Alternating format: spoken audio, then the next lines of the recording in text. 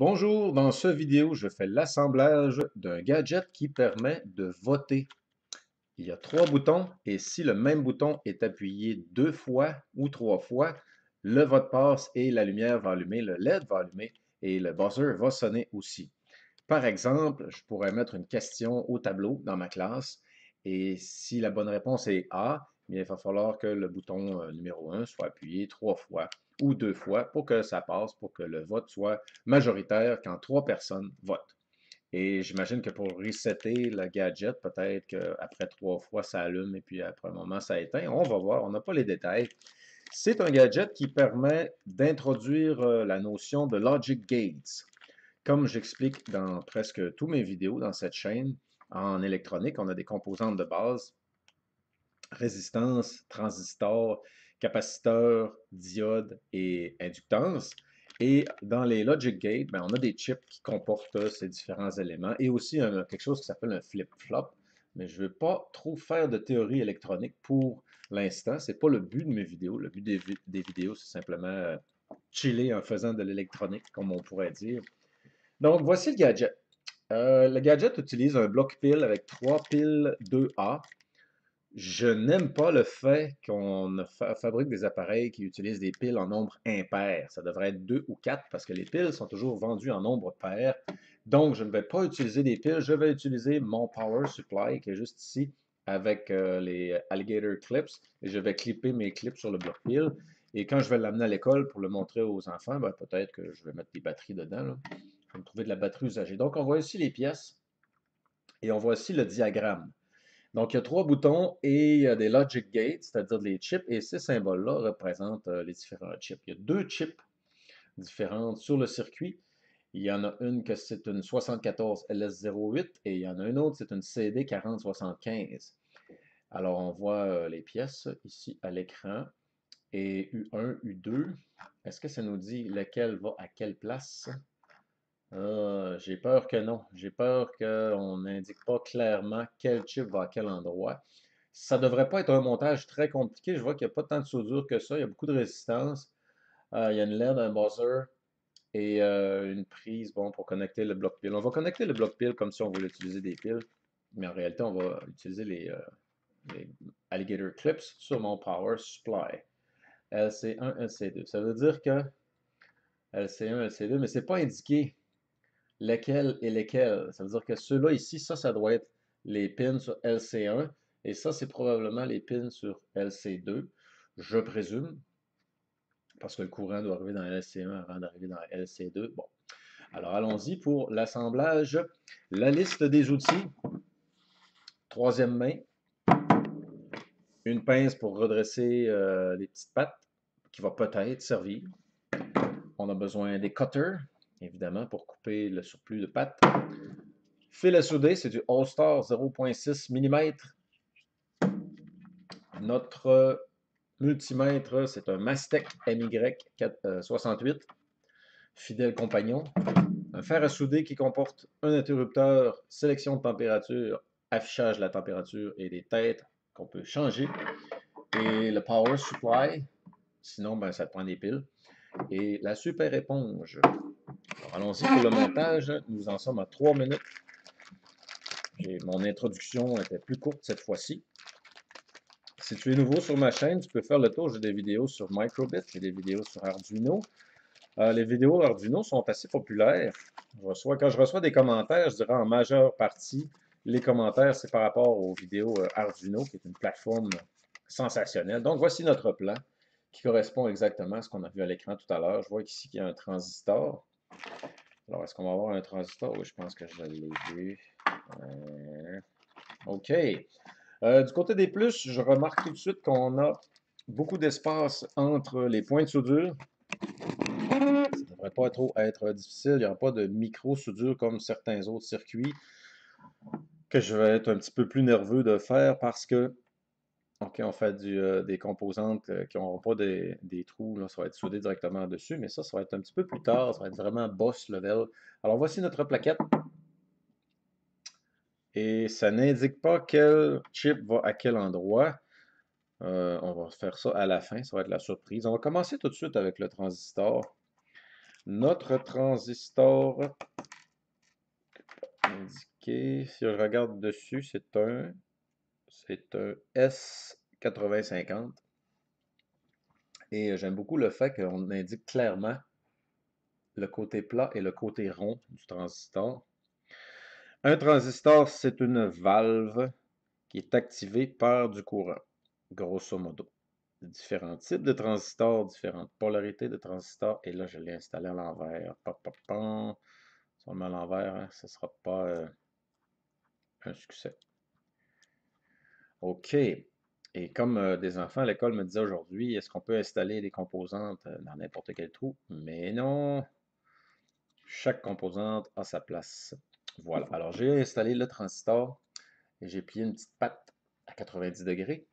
On va y aller doucement parce que c'est une pièce qui est plus rare.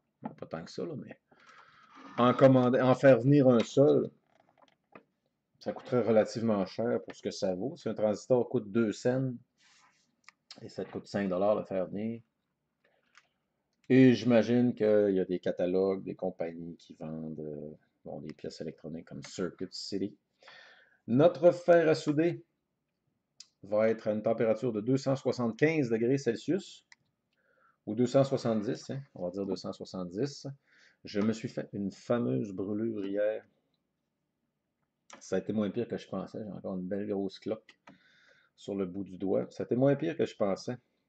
Parce que quand on a de la corne sur les doigts, ça protège des brûlures un petit peu. Alors j'y vais pour la première soudure et on commence à souder. On est à 6 minutes 52. Non, le ménage n'a pas été fait encore dans le garage. Ça s'en vient parce que il y a une personne qui vient faire du travail dans mon garage et fait de la poussière de bois. Et quand le travail qui fait de la poussière de bois va être fini, on va faire un super grand ménage. Le combat contre la poussière dans un garage. Et il y a des gens qui disent, ouais, un garage, c'est normal que c'est sale. Oui, mais ça dépend de ce qu'on fait dans le garage. Il y a des gens qui sont tolérants à la saleté. Ça, je comprends pas. Je préfère travailler dans un endroit le plus propre possible. C'est beaucoup plus agréable qu'au travers de la saleté. Mais c'est vrai que quand même un garage, ça reste que c'est un garage. Il faut s'attendre à ce que ça soit sale de temps en temps. Donc le transistor est installé. Et maintenant, qu'est-ce qu'on pourrait faire? Oh, est-ce que j'ai fait un faux circuit? Oui, j'ai fait un petit faux circuit. Un petit court-circuit. Tiens, il y avait un petit morceau entre les soudures. Allons-y rondement. On va poser un push button qui va être la switch 1. Et c'est quand même assez rare que je dois redresser des pattes. Il y a des pattes qui sont plus récalcitrantes. Généralement, les push buttons, ça s'installe assez bien, même si les pattes sont déjà recourbées, tu vois. Les pattes, la caméra peut. Like this. Une composante qui tient tout seul. Donc, elle est facile à aimer, contrairement aux résistances, par exemple, qui sont un peu plus. Qui ont la bougeotte.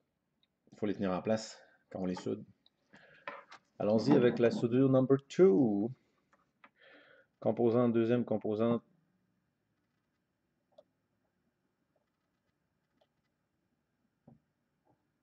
J'ai changé la tête de mon fer à souder hier et quand j'ai fait l'autre vidéo. C'est une grosse tête. Ça va m'en prendre une plus petite. C'est certain qu'elle fait plus que 1 mm. Éponge, éponge, éponge, éponge. Voilà. Deuxième composante installée. Allons-y avec un autre push button. Et la question que je me posais, c'est comment est-ce que le gadget va faire un reset? Est-ce qu'il faut débrancher et rebrancher? Voilà, switch number 2. Je peux tout de suite installer switch number 3. Parfois, ça semble beaucoup de travail faire les chips, mais une fois que le chip est installé, on fait toutes les soudures l'une après l'autre et ça prend très peu de temps. Les composantes qui ont seulement 2 broches, comme les résistances, les diodes, Les capaciteurs, ben, c'est long, il faut toutes les installer une par une, les souder une par une. Quand on met une chip, on peut mettre le chip et faire une série de soudures en rafale. Donc ça prend moins de temps que ça en a l'air. C'est des chips qui comportent 14 pins. C'est pas toutes les pins qui vont servir. Avec les numéros de série, numéros du modèle, tu peux aller sur Internet et en apprendre plus sur les applications possibles, les utilisations possibles de la fameuse chip. OK. Là, j'ai fini mon petit bout d'étain. Je passe des petits bouts d'étain. Petit bout d'étain. Petit bout d'étain. Des souvenirs d'ateliers électroniques d'enfants qui gaspillent de l'étain. Au lieu de prendre le rouleau, je donnais des petits bouts quand on avait plusieurs personnes et pas assez de rouleau.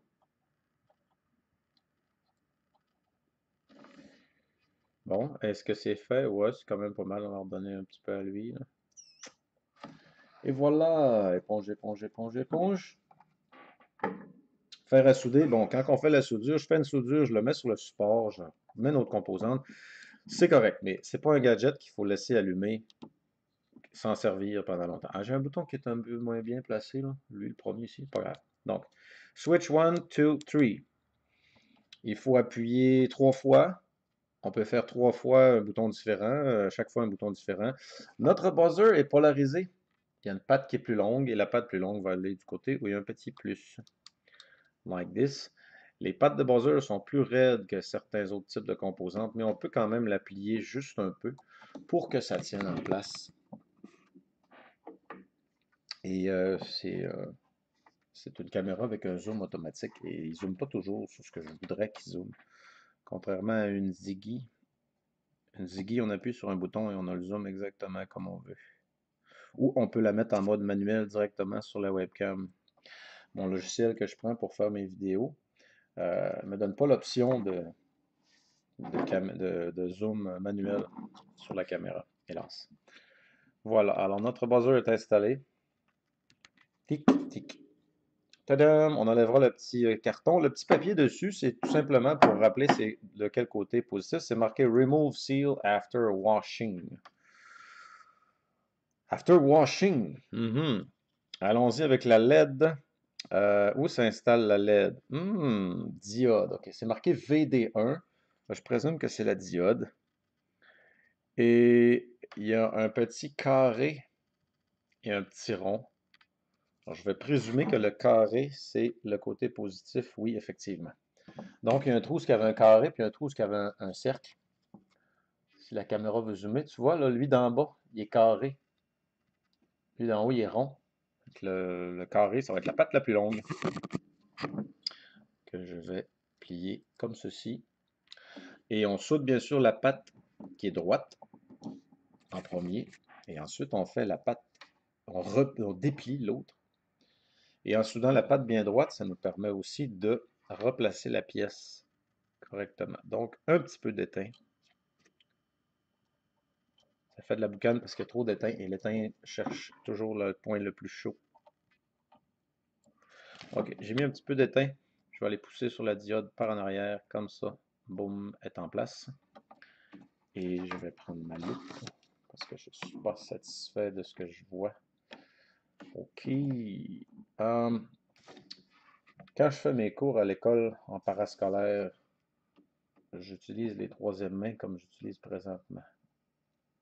Mais avec un plus grand budget, j'aurais des petits étaux. Où est-ce qu'il est mon étau, justement? Ah, il est de l'autre côté là-bas. On ne le voit pas, là, mais j'ai un étau qui fait, ça fait un petit peu plus luxueux. Mais la troisième main, ça fait bien pour les petits projets. Et voilà, boum, notre diode est installée. Diode électroluminescente. Bon, le transistor écroche un peu. Est-ce que je vais oser le redresser juste pour l'esthétique? Juste pour le look? Eh oui, je l'ai redressé un peu, mais j'en demanderai pas plus de sa part. That's enough. OK, voilà notre composante, notre module jusqu'à maintenant. Éponge, éponge, éponge, éponge. On met ça sur le support.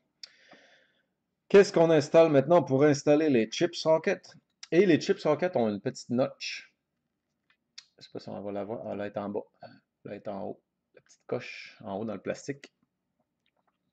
On pourrait mettre la chip directement dessus, sauf que si on se trompe et on ne met pas la bonne chip au bon endroit, parce qu'ils ont des dimensions identiques, c'est toutes les deux des 14 pins. Si on ne met pas la chip au bon endroit et on les a soudés sur place, c'est cuit. Pour jamais la sortir de là indemne. On pourrait, mais elle n'aimerait pas ça du tout. Se faire chauffer partout. And again, c'est la même méthode. On va souder seulement qu'un point, juste pour que ça tienne. Et ensuite, on va échapper à terre. Et ensuite, on va replacer le socket comme il faut. En souder juste une, ça suffit. Voilà. Donc, je retourne ma figure. Je vérifie que tout est bien en place, que ça me plaît du point de vue esthétique. Like this. Et là, on va faire 14 soudures de fil, ou plutôt 13, parce qu'il y en a une de faite. Vous êtes prêts? Alors, allons-y pour les 14 soudures de fil. Les 13 qui restent. Je vais commencer par celle-là qui est au bout. Mais, ça se pas aimer.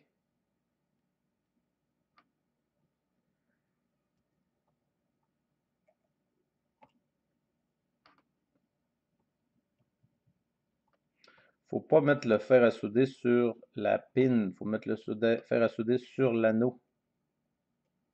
Et remplir autour de la pin. Tiens, j'en ai 7 sur 14. Éponge, éponge, éponge, éponge. Alors, allons-y les autres. Il en reste 6, 5, 4, 3, 2, 1. Fini. That's it. Chip socket number 1. IC. Quand tu vois IC sur le... Oh, il était-tu pas fait? Non? OK. IC veut dire Integrated Circuit, circuit intégré, et j'ai pris soin de mettre la notch vers le haut. Et maintenant, on va aller mettre l'autre. C'est un circuit qui se fait quand même très rapidement. Et si je vois que le gadget est intéressant, alors je pourrais peut-être en faire avec mon parascolaire. Et le but, un des buts du vidéo, bien sûr, c'est de parler d'électronique, expliquer des composantes, les buts du vidéo, mais aussi parce que mes élèves à l'école, par exemple, tu vas acheter le kit, tu trouves un kit intéressant, tu en achètes un, et tu voudrais voir un peu les étapes d'installation, comment j'ai fait pour installer telle ou telle composante. Alors, tu viens voir la vidéo et tu essaies de trouver le moment où je pose la composante en question. Donc, ça peut être une vidéo de référence. Et bon, entre regarder une vidéo des fails ou quelqu'un qui fait de l'électronique, j'aimerais beaucoup mieux regarder quelqu'un qui fait de l'électronique. J'aurais une chance d'apprendre quelque chose.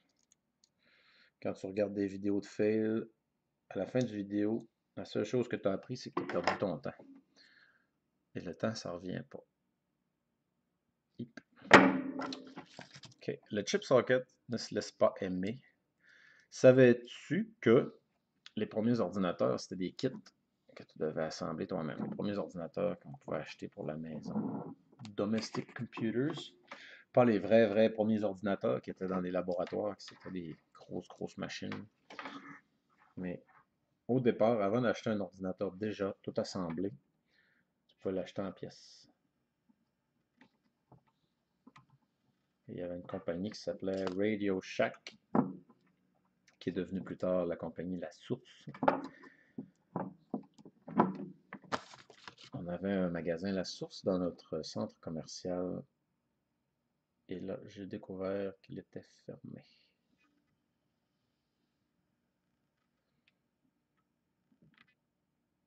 L'achat en ligne a été en partie responsable. C'est quand même une époque mouvementée, somme toute. Pas aussi mouvementée que les pays où il y a de la guerre, mais Un monde en transformation. J'ai vu l'apparition d'un centre d'achat dans ma ville, 2 centres d'achat, et le pic de popularité des centres d'achat, et ensuite le déclin des centres commerciaux, la fermeture des grandes chaînes. Et dans le centre commercial de ma ville, c'est presque un village fantôme. Qu'est-ce qu'on devrait faire? Le démolir, le garder, transformer ça en logements sociaux? Hein? Anyways. Voilà, on a installé nos chip sockets. C'est 2 chip sockets complètement identiques, U1 et U2. Et on verra à la fin si je vais placer tout au bon endroit. Alors, j'ai 4 résistances, R1, R2, R3, R4, R5. Et si je regarde mon plan ici, c'est toutes des 1K, sauf R6. Donc, R1, R2, R3, c'est pareil. Et R4, c'est pareil. Et R6 qui est à part des autres. Donc, je présume que ces résistances-là ici, ça va tous être des pareils. On vérifie quand même sur notre multimètre, notre fidèle multimètre Mastec MY68. Souvenir de voyage. Pour les gens qui me connaissent, vous savez, j'ai voyagé beaucoup. Et on est à, c'est ça, c'est toutes des 10 000. 10 000 ohms. Alors, allons-y. On va faire une résistance une à la fois. Ça va être plus long que poser les chip sockets. On va essayer de les faire pas trop croche. Donc, j'introduis la première résistance de 1000 ohms. Je croche la petite patte. Voilà, on est prêt. Bon, fil d'étain. Je suis en train de passer au travers de mes restants de fil d'étain. Pas de gaspillage ici. One. Je vais appuyer en arrière pour être sûr qu'elle est bien assise. On redresse l'autre patte. Et viens ici, petit morceau d'étain de jadis.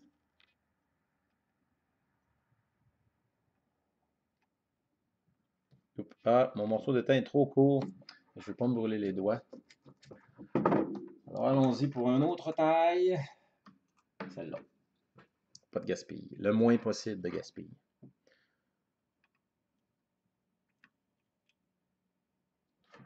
Le riche devient riche en essayant de vivre comme un pauvre.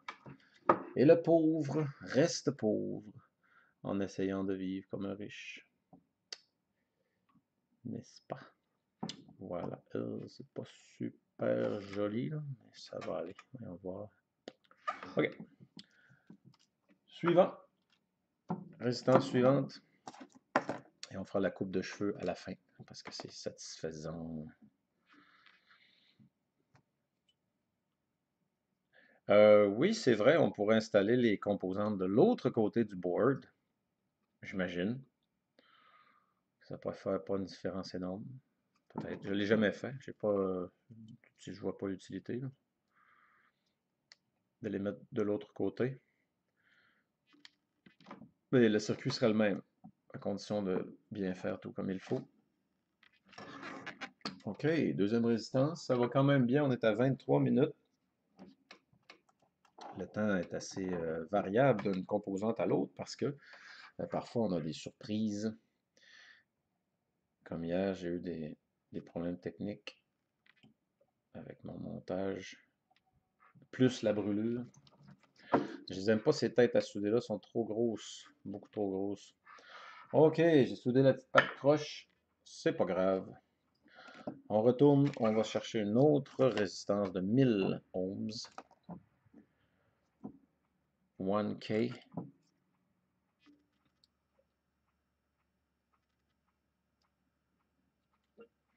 Like this.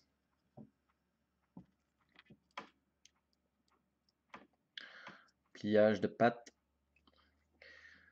Si tu veux me plier la patte, je vais te déplier la patte. Fil d'étain, fil d'étain, fil d'étain. Fil d'étain fini. Un autre petit restant.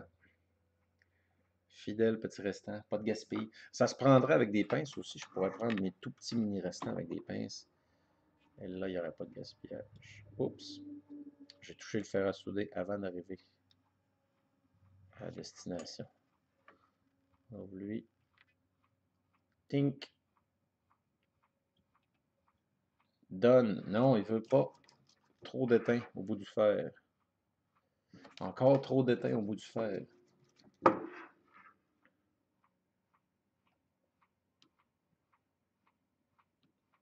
Bon, ouais.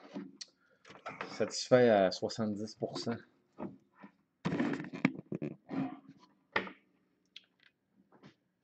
Et maintenant, encore une résistance de 1000. C'est peut-être les composantes que j'aime le moins souder parce que ça prend du temps. Quand on met un chip socket, ben, on en fait 14 à la fois. C'est le fun, ça va vite. La résistance. Et c'est souvent des résistances, ben, faut toujours s'assurer qu'elles soient bien collées sur le circuit. Là, puis, c'est un petit peu plus récalcitrant, mais c'est quand même facile, tout compte fait. Il faut juste prendre le temps de bien le faire. Ok. J'ai soudé la patte croche, j'aurais dû souder la patte droite. C'est pas grave. Like this. Éponge, éponge, éponge, éponge. Ok. Là, on a besoin d'une autre résistance de 1000. Et je vois que j'ai une résistance ici qui... la patte dépasse trop. C'est pas grave. On coupe, on coupe, on coupe. Hein, Mignot? Le chat vient de sauter sur la chaise et dans mon dos. Le chat me gratte le dos. Parfait pour se faire gratter le dos. Mignot. Hop. OK. Alors, j'ai une résistance qui est moins bien installée que les autres. Je vais appuyer dessus avec mon doigt et rapidement, je vais chauffer. Rechauffer. Voilà, satisfait.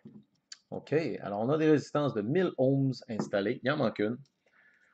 Et si je me fie au code couleur, je risque de me tromper. Alors, je ne me fierai pas au code couleur. On va tester avec notre multimètre. J'ai besoin encore d'une résistance de 1000. Et si je regarde au pif, ça devrait donner ça. Voilà. Alors, ça nous donne 1.9. 1.9. 1.9 000. Ça veut dire 2000. Celle-là fait 2000. Et celle-là ici fait combien? Ça en prenait une 270. Ouais, ça c'est la 270. OK, on a la 2000. Si je regarde le code couleur dessus, je vois que c'est le même code que les autres. Voyons voir avec la loupe. Ouais, c'est le même code que les autres, mais la tolérance est énorme. 99, ça serait pas pire, là, mais là, on est à 1200 quasiment. Quasiment. Les Français en France disent presque. Au Québec, on dit quasiment. Quasiment, pas quasiment. Quasiment. Hey, c'est quasiment. Quasiment fini. Quasiment. Imaginez un enfant qui s'appellerait Quasiment. Quasiment, viens souper. Quasiment, as-tu fait tes devoirs? Ah, quasiment. Imaginez un enfant qui s'appellerait Météor. Météor. Météor, tu fais tes devoirs, Météor. Ou peut-être que ça existe. Il y a des pays francophones où les gens ont des prénoms qui sont assez différents des nôtres. Et ce qui est agréable, c'est que les gens qui ont des pays, les gens qui ont des prénoms différents, c'est avantageux parce que c'est facile à retenir. Quand on a un prénom qui est peu commun, on s'en rappelle plus souvent. Si un enfant s'appellerait Météor, tout le monde se rappellerait de son nom. Le premier coup. Comment tu t'appelles? Ah, je m'appelle Météor. Oh, oh. La mémoire travaille comme ça, parfois. Les choses inhabituelles, on s'en rappelle tout de suite. des choses qui sont communes, qu'on voit souvent, on a peut-être plus tendance à les oublier.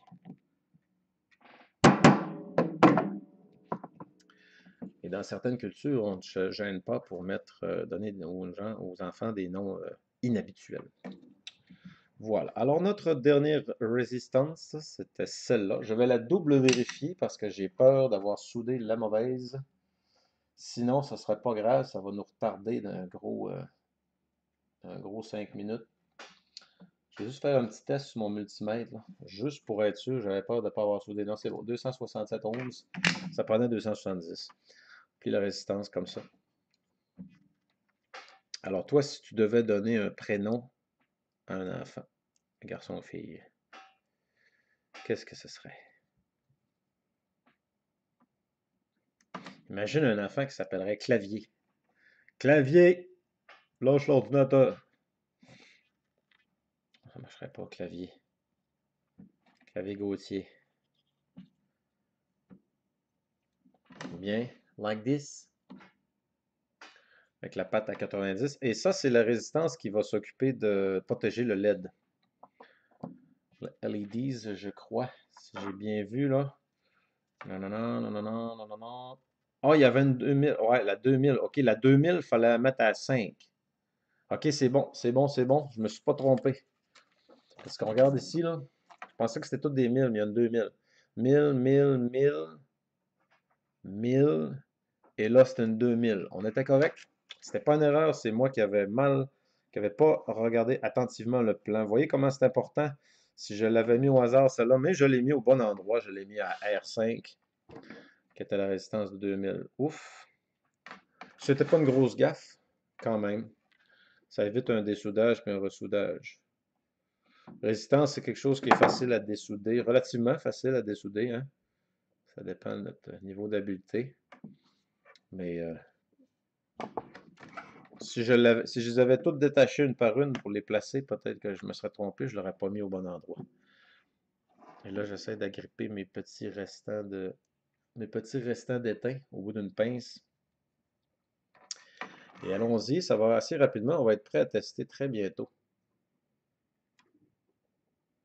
Oink, fini. Bien, bien, bien, bien. Où est-ce qu'on en est dans notre montage? OK. Alors, il nous reste à connecter la source de courant qui va être juste ici sur VCC and Ground. Et ensuite, on installe les chips. Et ensuite, on est prêt à tester. Donc, la dernière chose à installer, ça va être le Power Supply. Donc, notre petit bloc pile ici. C'est quoi qu'ils nous ont donné? Ils nous ont donné un tie wrap. Un élastique, c'est quoi ça? Ah, c'est le fil. Really? OK, c'est le fil. Donc, j'imagine que le gadget va se coller comme ça par-dessus. Like this. Et ensuite, on va aller souder nos fils. Est-ce que je les soude par-dessus ou en arrière? On va les souder par-dessus. OK, like that. Donc, je vais poser ma plaquette. Pas comme ça. Pas comme ça, Tino. Ah, si vous aviez vu Tino aujourd'hui, Tino a fait toutes sortes de bêtises. Les enfants ont dû le mettre au pas. Car Tino... Connaissez-vous Tino? Petit fil d'été. Voilà, on est à l'avant-dernière soudure. D'habitude, le carré, c'est ground, mais je comprends pas pourquoi le LED, ils ont mis positif sur le carré. OK, ça c'est fait. Parfois, si tu n'as pas de pince, si tu n'as pas de pince pour plumer un fil, éplucher un fil, avec le bout d'un fer à souder, avec le bout du fer à souder, on peut faire fondre du plastique. Là, ça pue. C'est pas toujours idéal. Bon, il ne veut pas tenir en place, évidemment. Évidemment, ça va jamais trop bien. Quand ça va bien, il faut que ça aille mal. Faut que ça aille mal. Point. Point, petit point, point, comme dirait Plume. Donc, on en est à la dernière soudure et ensuite, on va connecter pas connecter, mais installer nos chips. Viens ici, ma belle loupe. Oui. OK, examen visuel des soudures. Petite retouche ici, peut-être. Voilà. Que c'est beau, que c'est beau, que c'est beau. Bon, on peut fermer le fer à souder, rendu à ce point-là, parce qu'on a tout soudé nos soudures. On est à 270 degrés Celsius. Et ménage, ménage, ménage. Like this. On va remonter le fil pour pas que le chat joue avec. Et le multimètre peut reprendre sa position. Voilà. Alors, on est à 35 minutes. J'avais commencé, c'était quoi, 5 minutes? Donc, c'est à peu près une demi-heure. Une demi-heure pour quelqu'un qui a de l'expérience, bien sûr. Les enfants à l'école, ça va prendre une heure à faire ça, c'est sûr. Donc, on a posé nos composantes et on est rendu au chip. Là, c'est marqué U1 et U2. Voyons voir qu'est-ce que le plan nous indique. U1, U2, U1, U2. IC1, c'est le 74 LS08. Alors, je vais regarder 74 LS08, c'est celle-là. Si ça ne marche pas, ben, on virera le changeur de place. Donc, celle-ci, je ne sais pas si on va le zoomer, 74 LS08N. Et on va mettre la notch vers le haut, like this. C'est les petits kits que je reçois, presque toujours. Les composantes arrivent bien emballées. L'emballage est adéquat. Et les petites pattes des composantes ne sont pas toutes écrasées parce qu'on sait que ça se fait brasser beaucoup dans le transport. Les transporteurs ne font pas toujours attention. Ça se fait secouer solide. Ok, j'essaie de le rentrer là. Ouais, on va dire que c'est beau. Voilà, le premier IC qui est en place. Et bien sûr, l'autre va aller à l'autre. On surveille les petites pattes pour que chacune des pattes, et plus il y a des pattes, plus il faut faire attention, comme quand tu installes un processeur dans un ordinateur. Il y a des dizaines et des dizaines de petites pattes. On ne peut pas se permettre d'en casser une seule. Elles sont toutes importantes. Like this. Like this, like that. Hey, tu sais quoi, j'ai rencontré un ancien élève qui s'en allait au supermarché pour donner son curriculum vitae pour se trouver du travail. Alors, je l'ai encouragé. Secondaire 2, quand même. OK, je pense qu'on est correct pour les chips. Tu vois, la notch est juste ici en haut. Et l'autre, sa notch est juste là, mais il y a un autre notch en bas. Bon, notre circuit est terminé. On est prêt à le tester. Et on va le tester avec le power supply. Et ça nous avait dit combien de volts le tout? 5 volts. Donc, on va monter notre power supply à 5 volts. Ça n'en prend pas beaucoup. Et 5. On va se mettre 5.7, 5.15. Fine tuning, on va le descendre un petit peu. Right.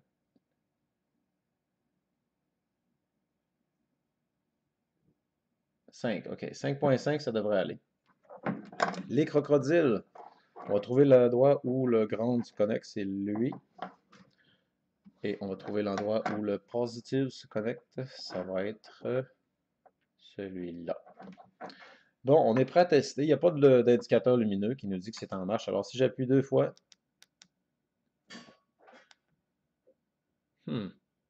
rien qui se passe. Vérifions. Positive, qui est bien ici.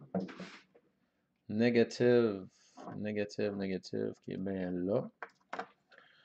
OK, ça c'est connecté. On essaye encore. 3 fois le même bouton. 3 fois le même bouton. 3 fois le même bouton. Rien. Pas de réponse. Rien. Toujours rien. Pas de réponse. Ouais, c'est choquant, ça. C'est la troisième fois que je fais une vidéo et que le circuit ne marche pas. Bon, alors, qu'est-ce qu'on va faire? On va sortir les chips. On va changer les chips de place. Ferme le courant. Et on utilise un tournevis plat pour aller chercher la chip par en dessous, la soulever délicatement. Et on va changer nos chips de place. Ce qui, j'espère, va corriger le problème. Oh, Seigneur de Seigneur. Ce serait dommage de briser ça, hein? Après tout ce travail. Pas de croche. Petite pas de croche, petite pas de croche. Bon, regardons de plus près avec la loupe. Ce serait vraiment dommage parce que ça fait plusieurs vidéos que je fais dans cette série et normalement tout fonctionne. Là, ça fait 2 vidéos de fil que ça ne marche pas. On entend le chat qui joue avec un morceau de papier. Ok. Donc, supposons que je mets cette chip-là ici.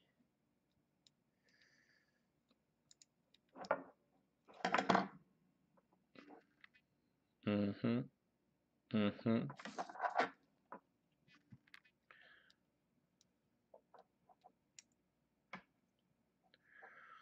Oh. OK. Donc, j'ai mis cette chip-là ici. Il y avait la notch en haut. Ça a l'air correct. On met l'autre.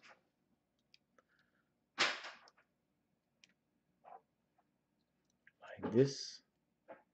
Bon, j'ai mis les deux chips en place. On essaye encore. On va enlever le sticker sur le buzzer. Allumage. Oh, ça a l'air de fonctionner. Non. Non. Non. Non. On va éteindre. On rallume. Le buzzer a l'air de vouloir faire un son. Est-ce que c'est normal? Est-ce que c'est pas normal? Ah, je vois qu'il y a une soudure qui est... Oh, oh, oh. On a une soudure à refaire. On a une soudure qui est imparfaite. Donc, on va fermer le gadget et revérifier certaines soudures qui ont échappé à l'examination. L'examen de soudure, ouais, il y a des soudures à faire. Des fois, les soudures ont vraiment l'air belles, mais ça peut être un tout petit détail. C'est arrivé dans d'autres vidéos que c'était vraiment un minuscule détail. Cette fois-là, je vais prendre mon petit bout de teint qui est ici. Et je vais tout revérifier mes soudures une par une. Examen complet. Comme le dentiste qui examine les dents. Il y avait un mauvais contact ici. Alors, je laisse mon fer à souder le temps de se réchauffer.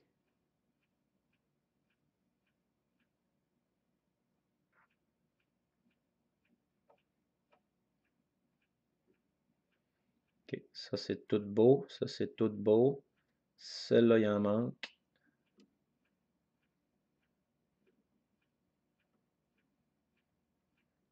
Celle-là, il en manque.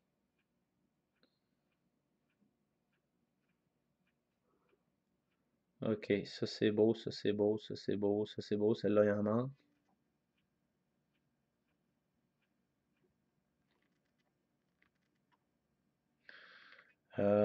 Ça c'est beau, ça c'est beau. Ça c'est beau, il en manque ici.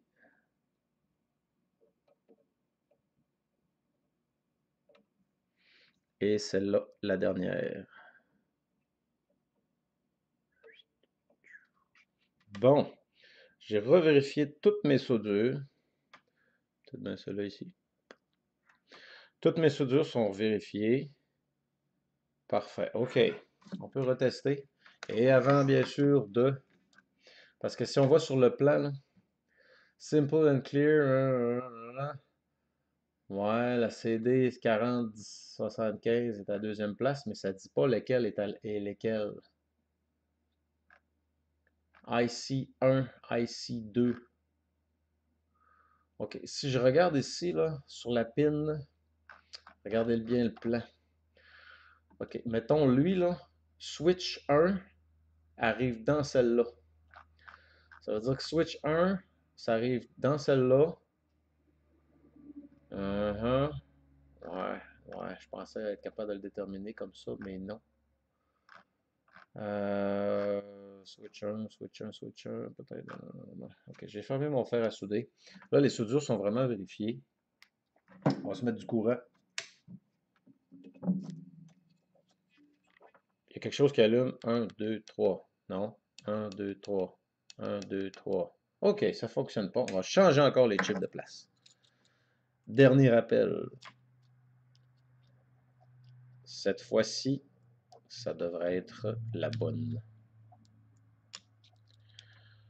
IC1 et IC2. Il manque d'informations dans leur schéma. Ici, ça veut dire U1 qui va se connecter avec U2. Ouais, c'est bien, mais IC1, IC1, ça veut dire que c'est la 74LS08 qui va aller là.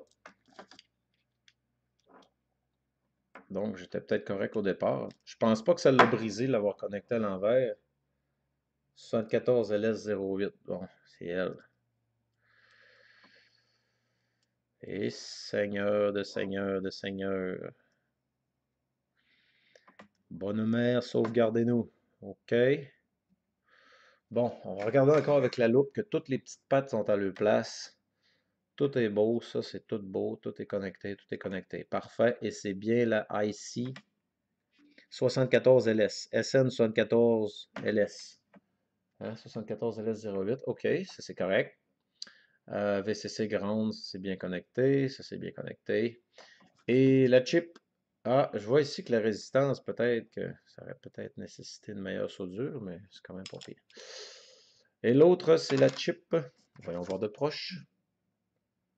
C'est une CD4075.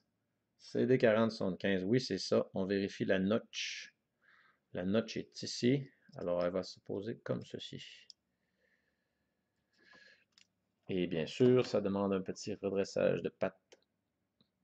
Redressez vos pattes.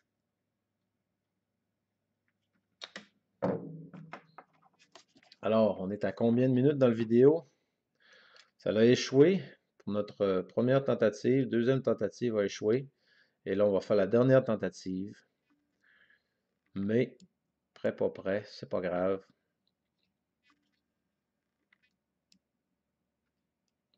Merche pas. Bon. Plugin de buzzer active. On est à 48 minutes, 50 minutes environ par montage. Et on y va avec le courant. Vous êtes prêts? 3, 2, 1, go. OK, il n'y a rien qui se passe. 1, 2, 3. Pas de réponse.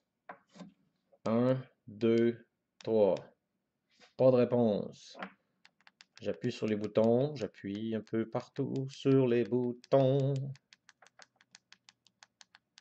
Rien. Nothing.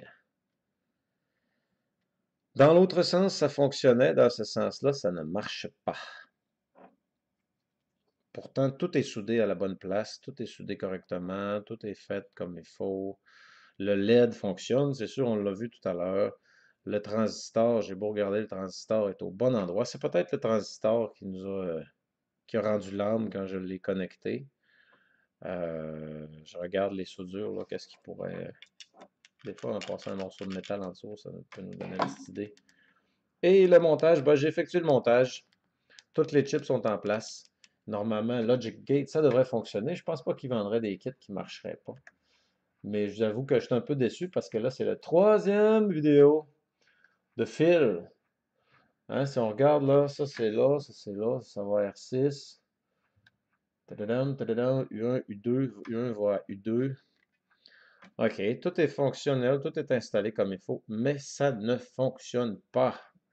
Est-ce que j'aurais installé des notches aux mauvaises places? Non. Les numéros de série sont sur le même sens. Bon, eh bien, je pense que je vais conclure cette vidéo encore sur une note. Je suis troisième déçu, hein, jamais 203, comme dit le fameux proverbe. Pourtant, tout est installé comme il faut, les soudures sont correctes, la LED est correcte, et je présume que le circuit, normalement, fonctionnerait correctement. Le buzzer est indiqué sur le bon sens. Tout est sur le bon sens. On est à 5 volts. On n'a pas trop de voltage. Tout est connecté, etc. Mais où est-ce que j'ai fait l'erreur? À moins que ce soit le placement des chips, mais U1, U2. Je regarde les soudures, là. Tu manqué une? Des fois, ça n'en prend juste une.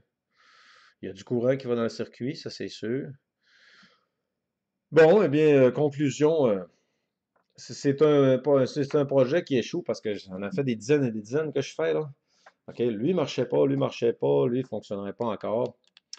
Eh bien, je vous dirais que je suis déçu, encore une fois, et je vais aller vérifier, regardez bien si c'est pas encore la même compagnie qui m'envoie encore des montages défectueux. C'est qui m'a envoyé ça, hein? C'est WaveGat. WaveGat encore. WaveGat encore, qui m'aurait encore envoyé un produit pas fonctionnel. WaveGat. Bon, eh bien, tant pis pour ce produit. Encore une fois, on fera un troubleshooting une autre fois, un petit retour. Mais normalement, ça aurait été supposé être que quand on appuie 3 fois sur le même bouton, ça fait allumer la LED. Et là, ça ne fait pas allumer rien du tout, du moins quand on met les chips à ces endroits-là, dans les sockets. Et bon, ben, ça va être beau pour la vidéo d'aujourd'hui. Et je te souhaite une belle fin de journée, hein? Jamais 2 sans 3. Alors, je nous souhaite que le prochain vidéo, le montage va fonctionner. Puis surtout que ça va être des montages encore plus compliqués. Ça va être des petites radios FM. Donc, salut, à la prochaine et on s'en reparle. Bye bye.